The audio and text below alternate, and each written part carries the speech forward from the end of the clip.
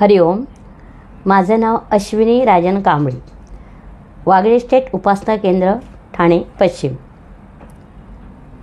आम्ही बापूंच्याकडे जवळजवळ 2000पासून यायला सुरुवात झाली.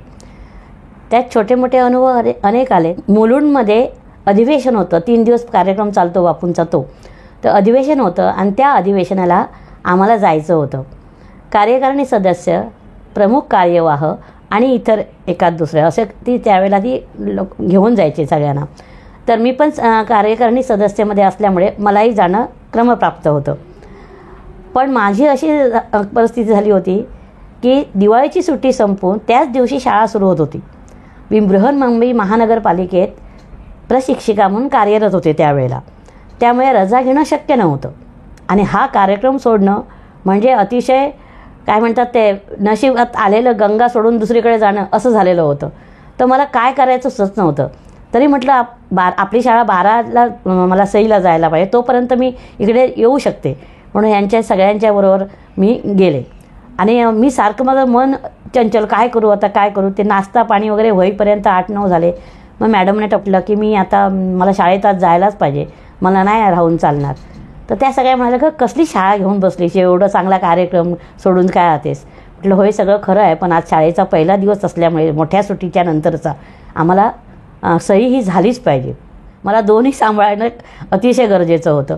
मग मी म्हटलं मी येते, मी प्रयत्न करते परत यायचा असं म्हटलं आणि 11च्या मनाने निघाले. आता शाळेत गेल्यावर एकदा गेलं आणि सही केली की मला सोडणं शक्यच नाही हे मला माहिती होतं. मग का कुणास ठाऊक मी बापूंचं नामस्मरण करत गेले. आणि बापू त्या दिवशी काहीतरी दाखवणार होते हेही आम्हाला सगळ्यांना माहिती होतं. त्यामुळे उत्सुकता होती काय दाखवणार आहेत म्हणून. तर तिथे गेल्यानंतर मी म्हटलं आता काय करू. घाटकोपरला उतरले आणि एन वॉर्ड पंतनगरच्या माझी शाळा आणि एन वॉर्डमध्ये मी डायरेक्ट जावं असं मला सुचवलं. कोणी परमेश्वर आणि बापूंनी सुचवलं असेल. मी डायरेक्ट शाळेत न आता एन वॉर्डमध्ये गेले आणि हेडांच्या वरची पोस्ट असते म्हणजे ते बीट ऑफिसर. तर बीट ऑफिसरना भेटावं असं मला आपोआप सुचलं असं.